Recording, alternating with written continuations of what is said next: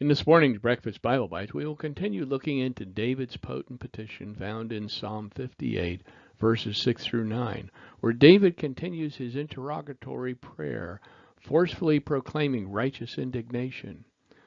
Verse 6 of Psalm 58 reads, O God, shatter their teeth in their mouth, break out the fangs of the young lion, O Lord. Experienced by his shepherding past, perhaps David has in mind the energetic aggressiveness of young lion cubs, each attempting to establish its dominance at the cost of his flock. By personal experience, we should all have at least a glimmer of understanding about how David must have felt when he was unjustly being overwhelmed by Saul's legions and those in hot pursuit. David's enemies were strong and fierce as young lions. Having endured their words of slander and the venom spewed out against him, is it any wonder that this child of God would appeal to the Father for deliverance and justification in such a natural, human-like manner?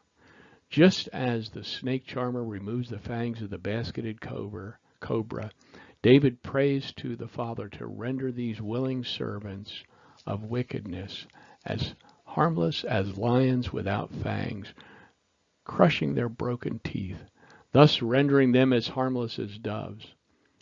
Verse 7 of 58 reads, Let them flow away like water that runs off. When he aims his arrows, may they be like headless shafts.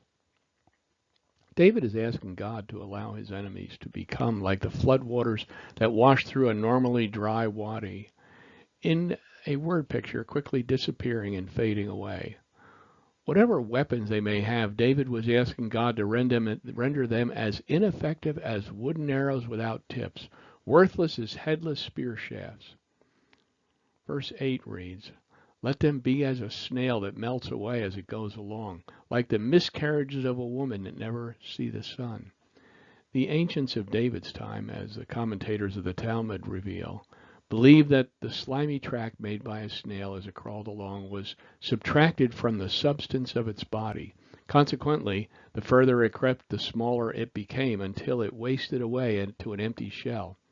This is the fate that David asked God to impose upon his enemies. May they become as a miscarriage of a woman, never able to foist their wicked deeds upon another. Verse 9 reads, Before your pots can feel the fire of thorns, he will sweep them away like a whirlwind, the green and the burning alike. The translators of our English Bible have apparently are frustrated ferreting out the exact meaning of the passage. For our purposes, we'll take the only common sense path that our English language allows. The clear picture of the psalm has been of David's enemies that are attempting to usurp God's anointing and thus do him harm.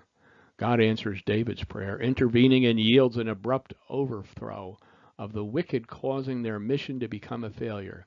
This intervention, along with the sudden destruction of David's adversaries, is most easily seen in the word picture of a woman in a cook fire. In some arid regions, perhaps the only fuel source may have been collected from thorns and brambles, some dried, some still green.